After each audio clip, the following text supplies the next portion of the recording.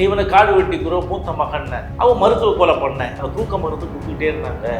அது வந்து அவர் சாவறதுக்கு தானே, அதுதான் ஸ்லோ பாய்சன், அதை தான் கொடுத்து சாவடிச்சிட்டாங்கன்னு சொல்கிறாங்க. ராமதாஸ் வந்து உலகத்திலே பயப்படக்கூடிய ஒரே ஆளு. யாரை பார்த்து பயப்படுவாரு, யார் வந்தால் பயப்படுவாருன்னா சௌமியா தான். உள்ளபடியா ஜிகே மாதிரி டெய்லி வந்து குடுக்குடுப்புக்காரன் சொல்லுவார் நல்ல காலம் பிறகுது. அதே மாதிரி இந்த சமுதாயத்தை நல்ல காலம் போது 2 பேரும் ஒன்றாயிடுவான்ற ஒன்றாவது 2 பேர் பிரித்து எப்படிலாம் விடணுமோ விடணும். ஏன் தன்னுடைய பதவி கொடுங்கனால அந்த இது இருக்கும். தன் பையனுக்கு கூட்டு கொடுத்து அந்த பதவியும் கொடுக்குறாங்கல்ல, அந்த கோபம் இருக்கும்ல. ராமதாஸ் வந்து அவருக்கு வேணும்னா என்ன ஒன்னாலும் இட்டு கட்டி பேசுவா மாதிரி, என்ன ஒன்னாலும் செய்வா மாதிரி. அப்போ அன்புமணியும் சௌமியாவும் இந்த இயக்கத்தில் அவர் விடமாட்டார். என்ன ஒன்றாலும் ஒன்றும் நடக்காது, நான் தான், நீ தான், நீ இங்கே பார்த்துக்கோ, நான் வச்சுன கட்சி சாவரவர்களும் நான் தான் கட்சி, நான் தான் எல்லாம் அப்படின்னு சொல்கிறாரு. இந்த இவ்வளோ 3 கோடி மக்கள் நம்பிக்கின்னு இருக்காங்க. டேய் உன் கூட எங்கடா 3 கோடி பேர் இருக்காங்க, நீ ஏதாவது நியாயமாக பேசுறியா? மணப்பெண்ணின் பிரத்யேகமான திருமணம் Vivaha the Chennai Silks. Periyar Maniammai Institute of Science and Technology, Thanjavur. The world needs you. Powaco 5G. Best design. Best AI. Think Techno. Think Purvika. அறுவை சிகிச்சையில் கத்தை என்பது வரலாறு, ரோபோட்டிக் சர்ஜரி என்பது இன்றைய கூறு. தங்கம் புற்றுநோய் சிகிச்சை மையம் நாமக்கல் மற்றும் கான்பூர். உலக தமிழர்களுக்கு வணக்கம். இது கிங் டிவி. இன்றைக்கு நம்மோடு சிறப்பான நேர்காணலில் இணைந்திருப்பவர் அனைத்திந்திய பாட்டாளி முன்னேற்ற கட்சியினுடைய நிறுவன தலைவர் திரு CNR அவர்கள். ஐயா வணக்கம். ஐயா வணக்கம். 2026 தேர்தலுக்குள்ள தந்தையும் மகனும் இணைந்து அதிமுகவுக்கு துணையா இருப்பாங்க. இல்லை இணைஞ்சு என்ன பண்ண போறாங்க? பன்னட பசங்க சார், இது எல்லாம் தெரிஞ்சு போச்சே, ஊர் உலகத்தெல்லாம் தெரிஞ்சிருந்தில்ல. இப்போ எல்லாம் இவன் இணைஞ்சா என்ன இணையாட்டான்னா, இந்த பன்னாடைங்க வந்து நான் தான் சொன்னேன், டே பன்னாட பசங்க சொல்கிறத கேட்காத, யார் கேட்காது, படையாச்சி பசங்களும் பள்ளி பசங்களும் ஏன்டா இந்த அநியாயம் பண்ணுறீங்க, இவனுக்கு சரியில்லாத பசங்கடா, நீங்கள் போங்கடா அப்படின்னு ஆலோசனை பண்ணி, நீ செய்யாத இணைஞ்சா என்ன என் வெங்காயம் ஆனான்னு. ஆடிட்டர் குருமூர்த்தி வீடு வந்து பேசிட்டு போயிருக்காரு, இணையாம இருப்பாங்களா சார்? இல்லை ஏங்க உங்களுக்கு ஒன்றா ஆடிட்டர் பத்திரிகையில் இருக்கிறதெல்லாம் இது தெரிய வரும். மக்கள் வரணும்ல. ஆடிட்டர் வந்தா என்ன போனா என்ன? இளைஞர்கள் யார் பக்கம் சார் இருக்காங்க? இளைஞர்கள் வந்து அமைதி காக்கணும். அவங்க எவன் பக்கமும் கிடையாது சார். இப்போ இருக்கிற இளைஞர்கள்லாம் தப்பாக வழி நடத்துகிறாங்க. அவங்களுக்கு தான் எங்கேயா கூட்டம் கூட்டணுமா? ஏஜென்ட் தானே வச்சுருக்கீங்க. இப்போ அந்த தீரன்றவர் அவர் பேர்லெஸ் ஏஜென்ட்டாக இருந்தார். எங்கள் கூட வரும்போது எல்லாம் பேர்லெஸ் பிடிப்பார். இப்போ அது மாதிரி ஏஜென்ட்டுங்க ராம்தாஸ் பிடிச்சி வச்சிருக்கிறான். அதுவும் அவங்க பொறுப்பாளர்கள் அவங்க தான். அவங்க போய் எல்லாம் பணங்கன்னா வசூல் பண்ணணும், கொடுக்கணும். இதை வச்சுக்கிட்டு கல்லா கட்டிக்கின்னு குலதெய்வம் பண்ணுவான். எவனாவது படித்தவன் சொல்லுவானா சார், நீ வந்து பெரியாரெல்லாம் ஃபாலோ பண்ணுறவன், நீ வந்து சாமியே இல்லைன்னா சரி ஓகே, நீ யார் உன் பையன் உன் பொண்ணுக்கு யாரை வச்சு கல்யாணம் பண்ண? வீரமணி வச்சு தான் கல்யாணம் பண்ண. சரி ஓகே, அது எல்லாம் விடுங்க. இப்போ வந்து நீ குலதெய்வம் என்னடா யாராவது சொன்ன ஒத்துப்பாங்களா சார்? குலதெய்வம் சொன்ன யாரு குலதெய்வம்? நன்றியோட இருக்கணும்ன்றார் ஒரு குலதெய்வம் அப்படின்ற நன்றி எதிர்பார்க்குறேன். இல்லை நான் தான் குலதெய்வம், சாவறதுக்குள்ள உங்களுக்கு எதாவது செஞ்சுட்டு நான் போகிறேன், என்னை நம்புங்க அப்படி ராமதாஸ் தானே சொல்கிறாரு. நான் குலதெய்வம், நான் வந்து என்னை வந்து இவ்வளோ 3 கோடி மக்கள் நம்பிக்கின்னு இருக்காங்க. டேய் உன் கூட எங்கடா 3 கோடி பேர் இருக்காங்க, நீ ஏதாவது நியாயமாக பேசுறியா? 3 கோடி பேர் அவன் வேறு கட்சியில் இருக்கிறான். அவங்க இப்போ கிராமத்தில் உங்களுக்கு எல்லாம் தெரியும் தானே, உண்மை தானே அது, எல்லாரும் எல்லாத்துலையும் இருக்காங்க. நீ வச்சிருக்கிற துண்டு துக்கடா பசங்களை வச்சு நீ என்ன பண்ண முடியும்? உன்னுடைய போஸு தெரிஞ்சு தானே எல்லாரும் போயிட்டாங்க. நீ இவனை காடு வெட்டிக்கிறோ மூத்த மகன் அவன் மருத்துவ கொலை பண்ண. இது மாதிரி ஒவ்வொருத்தரையும் நீங்கள் எடுத்துக்கிட்டிங்கன்னா இதுதானே நடக்குது. இல்லை சார், இல்லை நான் மன்னிக்கணும், நான் மறுபடியும் அதை குறுக்கெடுக்க மன்னிக்கணும். மீண்டும் இந்த அவதூறு வந்து இருந்துகிட்டே இருக்குது. காடு வெட்டி குரு வந்து மருத்துவ கொலை அப்படின்றது என்ன ஆதாரம்? அவதூறு ஆதாரம் இல்லை. 45 நாள் 48 நாள் அங்கேயே தான் படுக்க வச்சாங்க அப்பல்லோவில். அவருக்கு வந்து அவங்க சிஸ்டரே சொல்கிறாங்களே, அவங்க விருந்து கொடுத்தாங்க. ராமதாஸ் வீட்டில் விருந்துக்கு சாப்பிட போயிருந்தாரு, எல்லாருக்கும் விருந்து கொடுத்தாங்க. இவருக்கு மட்டும் அவங்க அந்த சரஸ்வதி வந்து ஏதோ ஒன்று வச்சாங்க. யாருக்கு? காடு வெட்டி அதை மட்டும் சாப்பிட்டாரு. உணவில் கொடுத்தாங்க, அதை சாப்பிட்டது நெஞ்சு எரிச்சல் வந்துடுது. அதுக்கப்புறம் தான் அவர் மூச்சு திணறல் வந்து பிரச்சனையாகி ட்ரீட்மெண்ட்லாம் எடுத்தாங்க. அவங்க சொல்கிறது தான். ஆனால் என்ன வச்சாங்கன்னு தெரியல. இல்லை அது தெரியல. அதுக்கப்புறம் வந்து அவங்க நர்சிங் சூப்பரண்டாக இருக்காங்க, கவர்மெண்ட் சர்வீஸில் இருக்கிறாங்க. இப்போ இதில் இருந்தாங்க, ராயப்பேட்டையில் இருந்துட்டு இப்போ இதில் இருக்கிறாங்க. இப்போதான் ராயப்பேட்டையில் இருக்கு, ஸ்டான்லியில் இருக்காங்க. ஓகே, அங்கேருந்து மாறிட்டாங்க, இப்போ அவங்க இருக்கிறாங்க. ஸோ அவங்க சொல்கிறாங்க, நான் 45 நாள் நான் அப்பல்லோவில் தானே இருந்தேன், எனக்கு தெரியும்ல என்ன மருந்து கொடுத்தாங்க, தூக்க மருந்து கொடுத்துக்கிட்டே இருந்தாங்க.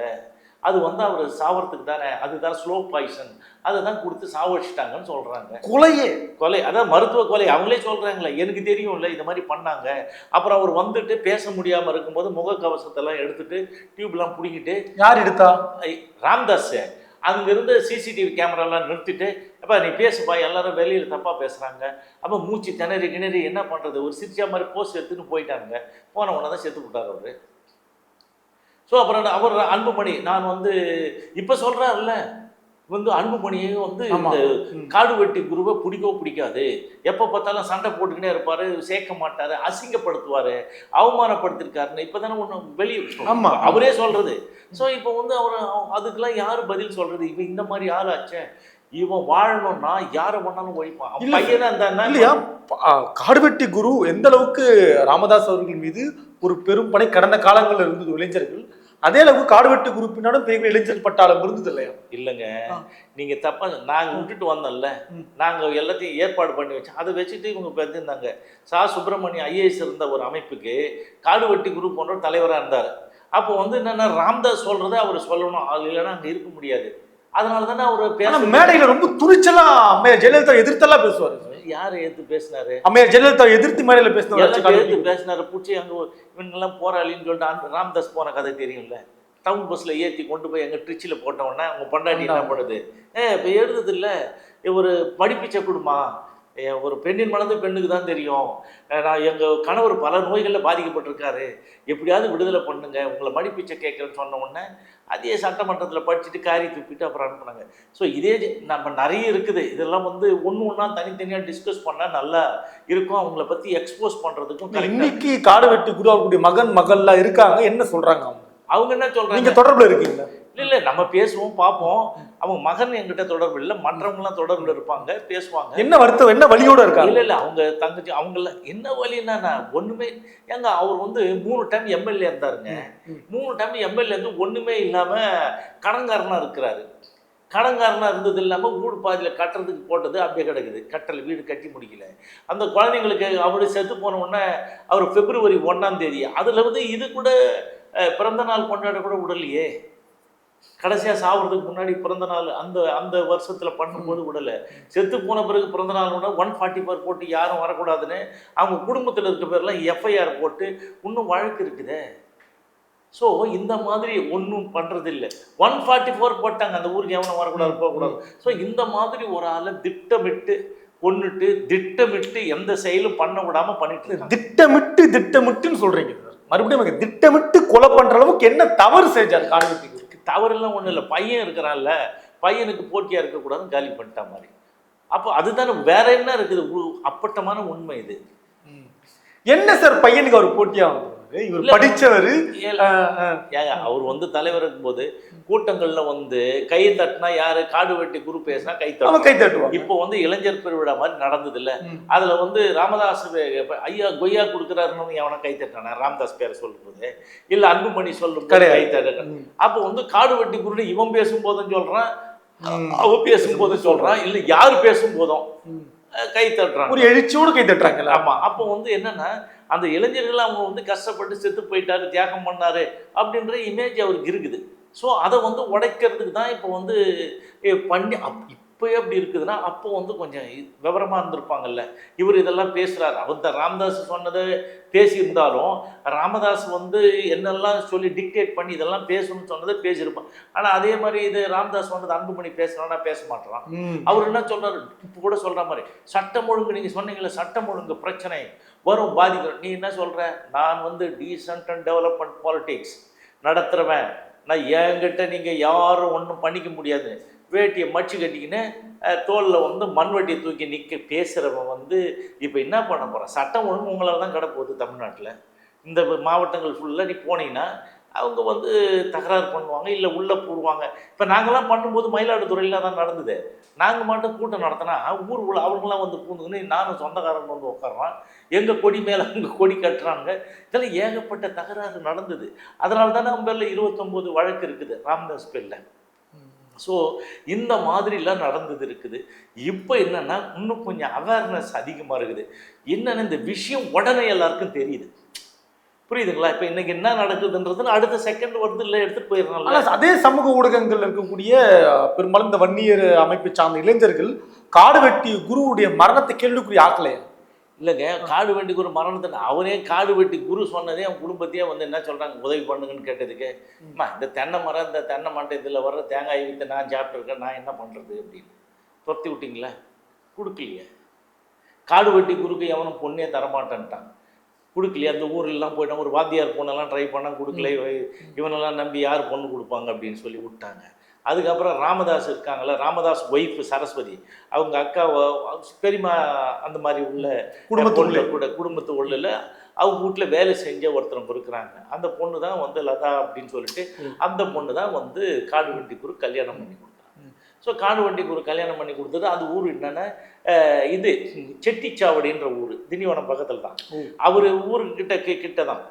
ஸோ அவர் வந்து இந்த மாதிரி தாங்க அவங்க வந்து என்னன்னு கேட்டிங்கன்னா பண்ணி கொடுத்துட்டு, அப்புறம் என்னாச்சு, ராமதாஸ் சொந்தக்கார பொண்ணு, ராமதாஸ் சொந்தக்கார பொண்ணு, அவன் சொல்கிறதெல்லாம் கேட்கணும்னு சொல்லிட்டு கேட்டுட்டு இருந்தாங்க.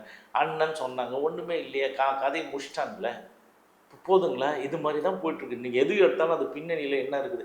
சரி, இவ்வளோலாம் சொல்கிறீங்க. அவன் வந்து இவர் வந்து தீரன் என்ன பண்ணார், தமிழ் பாமக நாங்களாம் இங்கிலீஷ் பாமக நடத்துறோமான்னு கேட்டார். சரி, அவரை ஓட ஓட அடித்தாங்க. யாரை வச்சு? இதே காடு வெட்டி குரு வச்சு தானே அந்த ஆண்டிமடம் தொகுதிக்கே வராமல் அதுக்கு கையெறி குண்டுலேருந்து காரை கவுத்து கொளுத்துறது எல்லா வேலையும் இவங்க தானே பண்ணாங்க. அதுலேருந்து பயந்து போய் அவர் என்ன பண்ணார், எங்கேயாவது ஒரு கட்சியில் போனார். அவர் போகாத கட்சியில் எது? திமுகவில் சீட் வாங்கினாரு. அதிமுக யார் தீரனை சொல்கிறேன், அதிமுக போனார், பாஜக போனார், ரொம்ப நாள் இருந்தார். அதுக்கப்புறம் இதுக்கும் போனார், பிஎஸ்பி பகுஜன் சமாஜ் கட்சியிலேருந்து எல்லா கட்சிக்கும் போயிட்டு ரவுண்ட் வச்சுட்டு வேறு வழியே இல்லை, போக்கிடம் இல்லை. சரி, கடைசியாக சாகிற காலத்தில் பழைய ஆட்கள்லாம் கூப்பிட்றேன்னு சொல்லிட்டு ராமதாஸ் கூப்பிட்டு ஒரு மூலையில் உட்கார வச்சிட்டார்ல, உட்காந்துருக்காங்க. பாவம் என்ன பண்ணுறது? ஸோ இந்த மாதிரி வந்து அவங்க வந்து அடக்கிறதுக்கு என்னென்ன வேலையை அதெல்லாம் பார்ப்பாங்க. ஆனால் அது கொலை அளவுக்குன்றது ரொம்ப இப்போ கூட அது நம்ப முடியாமல் தான் இருக்குது. காடு வெட்டி கொலை அளவுக்கு வேலை பார்த்துருக்காங்கன்றது இன்றைக்கும் அது கேள்விக்குறியாக தான் இருக்குது. அந்த அளவுக்கு இல்லை, கேள்விக்குறி இல்லை. அவங்க ஏதாவது கரெக்டாக முறையாக வந்து இது பண்ணால் எல்லாம் தெரிய வரும். அவங்க தான் சொல்கிறாங்களே, அவங்களுக்கு இதுக்கு எல்லாம் பணம் வேணுங்க. ஒரு இப்போ ராமதாஸ் மேலே எல்லா ஒன்றும் A1 A2லாம் போடுறாங்க. இந்த பிடிலி செங்கல் வர இவர் மட்டும் பெட்டி இது என்ன பண்ணுறாரு, தானாக முன்வந்து எடுக்கிற ஹைகோர்ட்டு கேஸில் அன்கண்டிஷனல் அப்பாலஜி வாங்கிட்டு நான் இந்த பக்கமே வரமாட்டேன்னு அவன் மட்டும் ஓடிடுறான்ல. அந்த மாதிரி எந்த வழக்கு இப்போ வந்து 13ஆம் தேதிங்களா, 13ஆம் தேதி ஒரு வழக்கில் ரிசல்ட் வருது. யார்?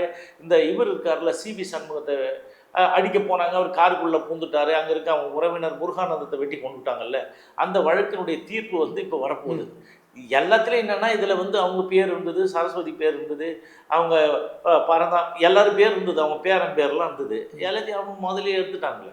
சரி, எந்த கேஸு போட்டாலும் அதுலேருந்து அவங்க வெளியே வந்துடுறாங்க. எஃப்ஐஆர் முதல்ல போடும்போது வருது, அப்புறம் எதுவுமே இருக்க மாட்டேங்குது. ஆனால் அந்த கேஸ் இப்போ தீர்ப்பு 13ஆம் தேதி கேஸ் முடிஞ்சு இப்போ நடக்குது. ஆனால் இப்போ திரு காடுவெட்டியார் குருவுடைய குடும்பம் வந்து இப்போ விலகிதான் இருக்காங்க, இதுலேயும் தலையிடாமல். விலகில்லை, அவங்களுடைய அமைப்பு, அவங்க அப்பா பேர் வந்து இது பண்ணணும், அவர் வச்சுற அமைப்பு மாதிரி நம்ம நடத்துகிறோம். ஏதோ மஞ்சள் படைன்னு ஒன்று வச்சுன்னு அவங்க பையன் ஏதோ செஞ்சிட்ருக்காரு. அவரால் முடிஞ்சது உடனே எல்லாம் யாராவது சப்போர்ட் பண்ணால் தானே, சப்போர்ட் பண்ணி செய்யணும். இதே இந்த இவர் இருக்கிறார்ல, அவர் பேர் என்ன, இந்த இப்போ இந்த இவர் ஆடிட்டரை கூப்பிட்டு ஒரு நிகழ்ச்சி நடத்துகிற மாதிரி. யார்? இந்த கனல் அரசன். என்ன நிகழ்ச்சி? இந்த மக்களுக்கு வந்து பொருளாதாரத்தில் கல்வியில் மேம்பாடு அடைவதற்கு ஒரு லெக்சர் கொடுங்க, சொற்பொழிவு. அவரை அழைச்சி அவருடைய அந்த கூட்டத்தை கூட்டிலாம் பண்ண மாதிரி. யார்? இதே இவர். அவருக்கு என்ன ஹெல்ப் பண்ணி வந்து கீழ்ச்சாரா? ஒன்றும் இல்லையே. இப்போ அதே தானே இங்கே. இப்போ அங்கே கனல் அரசனை பார்க்க போகும்போது அப்போ என்ன பண்ணீங்க, அவ்வளோ அநியாயம் பண்ணீங்க. எப்படி இந்த இவன் வரலாம், யார் இந்த இவர், அவர் ஆடிட்டர் எப்படி வரலாம், பிஜேபிக்காரன் அங்கே வந்துட்டான் போயிட்டான்னு ஒரே அந்த இடத்துலேயே சண்டை போட்டிங்க. அதுக்கப்புறம் இங்கே வரும்போது எவனும் பேசவே இல்லை. இப்போ ராமதாஸை பார்க்க வரும்போது அதே கொதிக்கணும்ல, அன்புமணி தும்பிகள்லாம் ஆட்டம் போட்டானுங்கல்ல அங்கே போகிறதுக்கு. ஸோ இந்த மாதிரி ஒன்றும் இல்லைங்க. இந்த இவர் இருக்கார்ல, டிரான்ஸ்போர்ட் மினிஸ்டர், இவர் சிவசங்கர், அவர் போய் காடு வெட்டி அந்த இதில் வந்து சமாதிக்கு அங்கே போன உடனே ஒரே கலாட்டா பண்ணாங்க. எப்படா 10 மணி அது இதுன்னு. இதே வந்து முதலமைச்சர் பண்ணுறவங்க எல்லாரும் வந்து கோக்காமணி அவங்களுடைய உறவினர் வீட்டு கல்யாணத்துக்கு போகிறாங்க சேலத்தில், அங்கே எவனும் பேசலையே.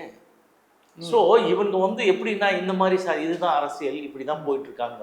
இவங்களுக்கு தேவை வரும்பொழுது அதுக்கேற்ற மாதிரி நடிப்பாங்க, அதுக்கேற்ற மாதிரி செயல்படுவாங்க. அதுதான் அவங்க செய்கிறது. இப்போ வந்து அன்புமணி இப்படி கிளம்புறாரு, அது வரை உரிமை மீட்பு போராட்டம் அவங்க அப்பா பிறந்த நாளில் அவன் தான் தெளிவாக சொல்லிட்டான் மாதிரியா, நீ என்ன ஒன்றாலும் ஒன்றும் நடக்காது, நான் தான், நீ தான், நீ இங்கே பார்த்துக்கோ, நான் வச்சுன கட்சி சாவரவரில் நான் தான் கட்சி, நான் தான் எல்லாம் அப்படின்னு சொல்கிறார் அவர். இறுதி கேள்வி, சௌமியா அன்புமணி இந்த கட்சியை கைப்பற்றுவதற்கான வேலை செய்வதாக இப்போ தகவல் வருது, அதெல்லாம் உண்மையா உள்ள பொறுத்து நடந்துருமா? இல்லை அவங்க முதல்லேருந்து தானே ட்ரை பண்ணிட்டு இருக்காங்க.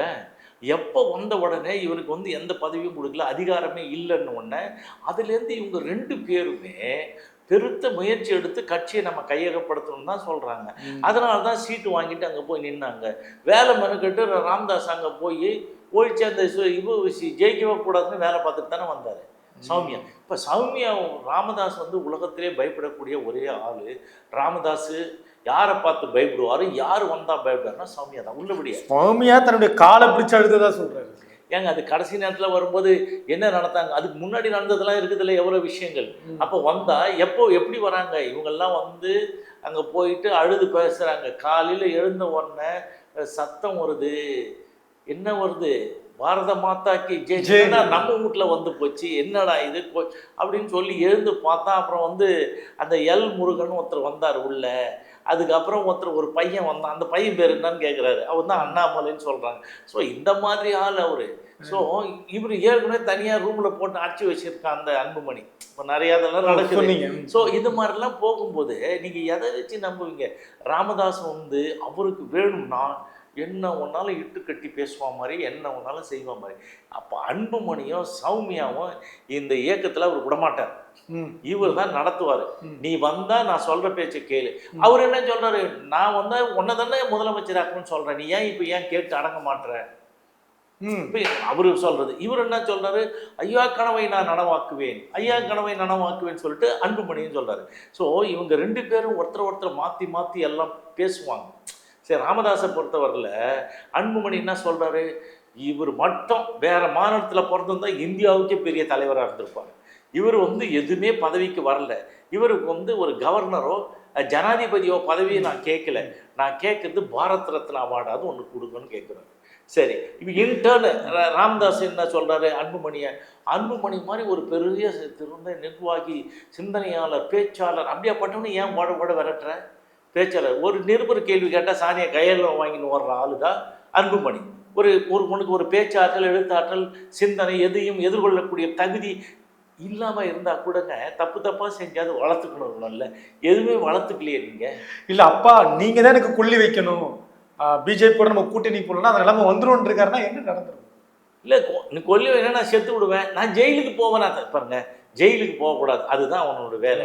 இப்போ வந்து திஹார் ஜெயில் ரெடியாக இருக்குது. இப்போ இவர் வந்தார்ல ஆடிட்டர், எல்லாரும் ஒன்று பேசின்னு இருக்கேன். அது என்ன நடந்தது, ஆடிட்டர் வந்து தெளிவாக சொல்லிட்டார், இவன் பேரில் மட்டும் கேஸ் கிடையாது.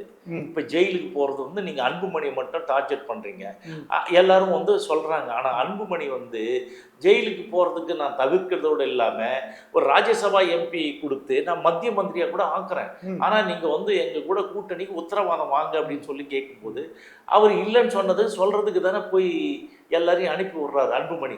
நான் சொன்னால் கேட்க மாட்டேறான் இருந்தாலும் நீங்கள் போய் சொல்லுங்கப்பா அப்படின்னு சொன்ன உடனே தானே வந்து அன்புமணி சொல்லி தான் வந்துருக்கு. ஆனால் பத்திரிகையாளர் கேட்கும்போது அன்புமணி வந்ததே எனக்கு தெரியாது. அவர் எல்லாம் சொல்லுவாங்க, அது பேசுறதுக்கு என்ன இருக்குது அரசியலில், அப்படி மாற்றி பேசுவாங்க. அவர்கிட்ட வந்தபோது என்ன பேசுனாங்க, அன்புமணி பேர் தான் கேஸுக்குதுன்னு நினச்சிட்டு இருக்காத, ஊழல் உன் குடும்பத்தில் இருக்க எல்லார் பேர்லையும் ஐடி ரெய்டு இருக்குது, சிபிஐ இருக்குது, இடி இருக்குது, எல்லாத்தையும் தூக்கி தான் குடும்பத்தோட உள்ளே போகணும் அப்படின்னு தானே மிரட்டினாங்க. ஆமாம், மருத்துவரையாவே ஆடிட்டர் மிரட்டிருக்காரு. ஏன்னா மருத்துவர்னு பெரிய நீ உலகத்தில் அவன் வைந்தாமொழி தானே. ஏங்க நாங்களாம் போகும்போதுங்க ஒருத்தர் வந்து தடுத்து, அப்புறம் வந்து இவர் வத்தலக்குண்டு ஜெகநாதன் எஸ்பியாக இருந்தார் விழுப்புரத்தில், நான் இங்கெல்லாம் போகும்போது இவங்களாம் அப்படியே ஆடுவாங்க பயந்துக்குன்னு. என்ன சார் வண்டி நிறுத்துறேன், நம்ம வண்டியில் என்ன இருக்குது, கையெறி குண்டு இருக்குதா இல்லை வேறு எதுவும் ஒன்றும் இல்லை. நாங்கள் போனோம்னா வந்து நிறுத்திட்ட உடனே ஐயோ நீங்கள் சொல்லுங்க பொதுச்செயலாளரை பேச விடுங்க அப்படின்னு நம்ம தான் போய் அதெல்லாம் பேசி வந்தோம். இப்போ எனக்கு பயப்படுவானுங்க, பயந்தாங்கொழி நம்பர் 1 ஆச்சு. அப்படி அவரும் ஒன்றும் சொல்ல வேணாம், அந்த தீரன்லாம் பேர் தான் தீரன். இவங்கெல்லாம் வந்து ஒரு ஜெயில் கூட போனது இல்லைங்க. அந்த தீரன் 7 நாள் சாலை மாதிரி, ஒரு நாள் சாலை மாதிரியே ரயில் நிறுத்த போராட்டம்லாம் எங்கே இருந்தாங்க? எந்த 7 நாள் சாலை மாதிரி ஜிப்பரில் போய் படுத்துக்குவாங்க மாதிரி.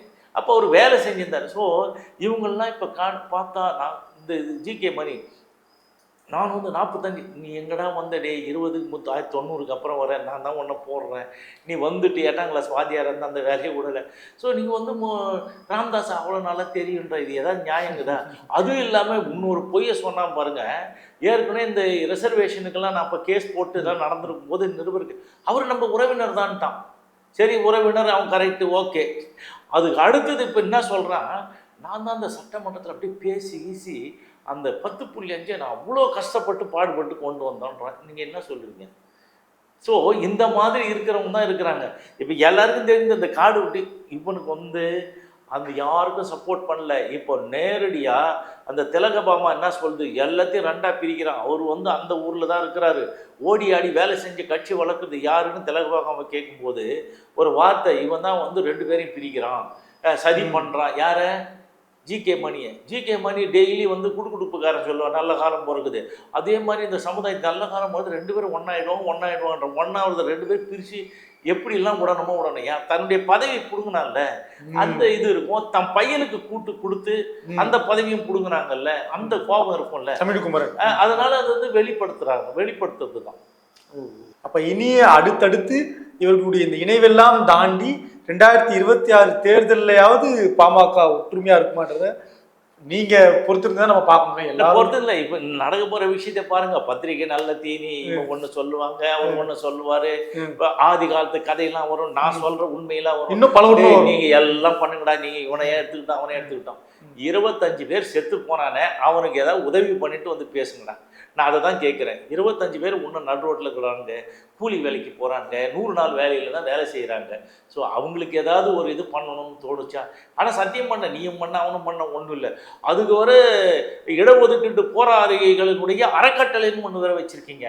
அந்த பணத்தை என்ன பண்ணுங்கன்னு தெரியல, வசூல் பண்ணி இவங்க 1 பைசா யாருக்கும் கொடுக்கல. இல்லைன்னா அவங்க சொல்லுவாங்கல்ல நாங்கள் கொடுத்தோம் அவங்க வாங்குறாங்க அப்படின்னு. இந்த நான் 3 லட்ச ரூபா வாங்கி கொடுத்ததே 5 லட்ச ரூபா கொடுக்கணும்னு வாங்கி வந்துட்டான்ல ராமதாஸ். அதனால தானே அவன் எந்த ஊருக்கும் போக மாட்டான்னு சொல்கிறேன். ஊர் போனால் கட்டி போட்டுருவாங்க தனியாக போனான். நீ வந்து ரவுடிங்கில் போலீஸ் இதெல்லாம் கூட்டின்னு போனால் அவன் என்னத்துக்கடா வந்தால் நம்ம போயிடுச்சு நம்ம பொழப்புன்னா ஏரி வேலைக்கு போனால் எதை கிடைக்கும் அதோட போயிட்டுருக்கான். இல்லை கிடைக்கிற கூலி வேலை செஞ்சிட்ருக்கான். இந்த தியாகிகள் இப்படி இருக்கிறான், கண் எதிர்க்க இருக்கிறான். இவெல்லாம் சமூக நீதி பற்றி பேசுகிறவன், இவெல்லாம் மனித நேயத்தை பற்றி பேசுகிறாங்களே, இவெல்லாம் சாமானியனை பற்றி பேசுகிறாங்களே. இந்த அயோக்கிய சிகாமணிகளை இந்த நாடு என்ன பண்ணுறது சொல்லுங்கள். இவங்க தான் வந்து எல்லாருக்கும் எல்லாம் செய்ய போகிறாங்களாம். உங்களுடைய நேரத்தை ஒதுக்கி எங்களுக்கு நேர்காணல் கொடுத்துருக்கீங்க. ரொம்ப நன்றி. நன்றி, வணக்கம். மணப்பெண்ணின் பிரத்யேகமான திருமணம் Vivaha, the Chennai Silks. Periyar Maniammai Institute of Science and Technology, Thanjavur. The world needs you. Powaco 5G. Best design. Best AI. Think Techno. Think Purvika. அறுவை சிகிச்சையில் கத்தை என்பது வரலாறு, ரோபோட்டிக் சர்ஜரி என்பது இன்றைய கூறு. தங்கம் புற்றுநோய் சிகிச்சை மையம், நாமக்கல் மற்றும் கான்பூர்.